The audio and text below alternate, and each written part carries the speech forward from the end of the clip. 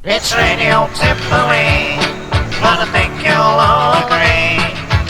Hello, hello, hello mga naksi! Maayong gabi! Welcome sa aton nga programa nga nagadalasang kahadlok kag katingalahan diri lang sa istasyon nga nagapabugnaw sang init sa inyo nga gabi. Ako ang inyong Amega, BFF kag Mother of the Worlds, ang inyo kaupod subong kag magadala sa isa ka istorya nga sigurado nga makapakulba sa inyo nga dughan. So sa sini nga gabi, isa ka espesyal nga sugilanon ang aton pagtukibon, ang misteryoso kag makilid-anon nga balay sang sumpa. Ano bala ang nagakalatabo sa sulod sang balay nga ini? May matuod bala nga balay sang sumpa o kung isa lang ini kadako nga kasugtanan? Ay mga naksi, magpangamuyo na kamo kag maghiwat sang popcorn kay magatukod kita sang sugilanon nga hindi gid ninyo pagkalimtan. Handa na bala kamo? Pamatian naton ang sugilanon nga magahakot sa mga sekreto, kahadlok, kag kalag. Pamatian ang balay sang sumpa. Isa ka gabi nagtipon ang pito ka magbarkada kag napaminsaran nila magkadto sa isa ka daan nga balay sa dulong sa bahin sang baryo. Isa ka balay nga madugay na nga ginlikawan sang mga tawo nga gintawag sang mga tigulang nga balay sang sumpa.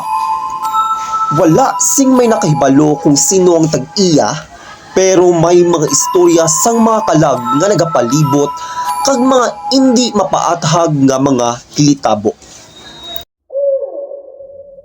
Tet, lakatatet. Dahil ka dugay Talakata. Baw, mapadiin naman kamo, gabi na ni. Sa balay na kami ni Grace, ma. Hindi na magpagabigid ha. Bati ko, may nadula ng mali ko na sa aton. Oo, ang manabati ko kay mama, dito sa uli nakita, sa balay sang sumpa nga hambalambal nila. Di, what if bi, kagtuta to subong bi, para mabalaan tagid. Oo, no? Para mabalaan tagid ang sugid-sugid nila. Go! Adventure pa lang ang tinatawag para makago something experience man ta. Lugay ka mo bala lahog kay wala ta bala kabalo kung ano nga sa mo nga balay. Hindi ka bala magkabalaka, Grace?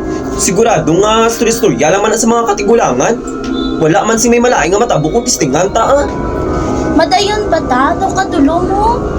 Galing diba? Naagi na nagkawan gini sa tanan ng amuni nga balay. Kaya ang balila, may kapakita na di nga putang. Mga landong ko nung magapakita, pati hunis ang gahibig nga bata. Ay, patay na dabala ko nung mag-iloy. Kung sino man ko nung magsulod sa ina nga balay, hindi na makagwa. Wala na try ta lang man, nakata. Wala gid sing may namati kay Grace. Nagsulod sila sa balay. Una nga nag-abri kag naghuni ang hindi kaaya-aya nga tingog sa puwerta. Kag ang yabok ang nagasugata sa ila. Kada tikang nila ang salug hinuni, ang ila mga flashlight gapatay-patay pero nagpadayon sila gyapon. Ano yung nakabako? Kalang to. Hindi ginari ko matsyag kuya, lakat na lang tabi. Sa una pa lang ang daan, hindi ko na gusto mo suluti. Wala na iya ako bala sinyo. Basik balahaw, dugay na daan wala may kasulod diri. Pero okay lang wala man si aswang. Kung may ara man, makita man na nato. Sang nagapadayon sila sa ila pagsulod sa balay, pareho lang nga may iban nga presensya ang nagaupod sa ila. Ang kada tikang nila daw may nagasunod nga landong. Ang mga mata nila nagagiyo sing madasig. Nabatsyagan ni Danieli nga may iban kag hindi insakto, pero ginpilit nila nga kalmahon ang ila nga kaugalingon. Next, dumi ka tanaw sa ato na. Hindi ko na kaya magdiretso pa ya. Ako man, kabugat na dito pumatsyag, kuya. Hindi ka mo bala magamuna. Nagkakakulbaan naman ko. Kalma ka mo danay, kay dumangihi na gid ko. mo to? Basi to, di man ang balambay nila nga may hindi namin sa diri nga balay. Tsakto niya yan yung nagsulog kita. Mega flashlight patay. Hinali lang nga may nabatian sila nga humihalin sa babaw. Isa ka mabugat nga tikang nga daw hindi manami. Si Grace nagpundo samtang si Rika ginpangita kagin usisa kung diin kag kung ano ang uli nga mabaskog. Nakabatian na. Kita mo lang dito pero nga daw kung may naglakad sa babaw.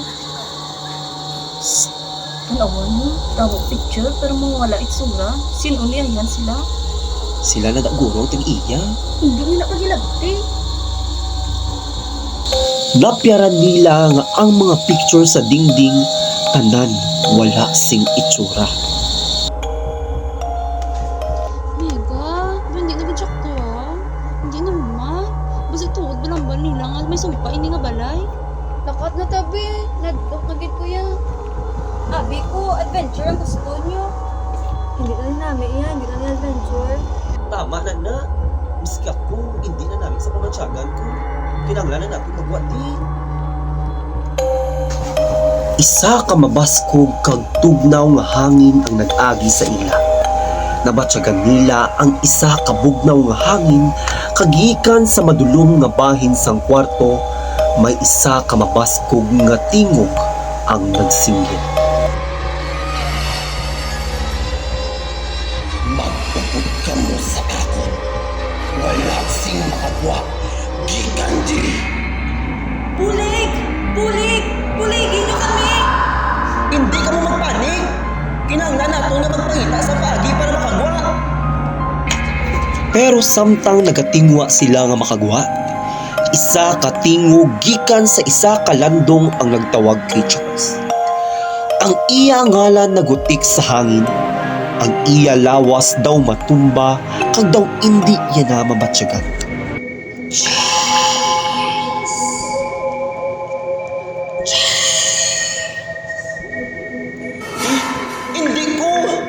Hindi ko na kaya magdalagan. Daw may nagaguyod na sa akon. Gulpi lang nagdulom ang bugos nga palibot. Makita nila ang mga tawo nga wala sang nawong sa ina nga balay. Mga kalag nga hindi mapahimtang. Mga mata nga puno sang kaakig kag panimalos. Sa una pa na dapat, wala ta nagsugod sa ini nga balay. Magsikap tanay ta para makagwa ta sa sini nga balay.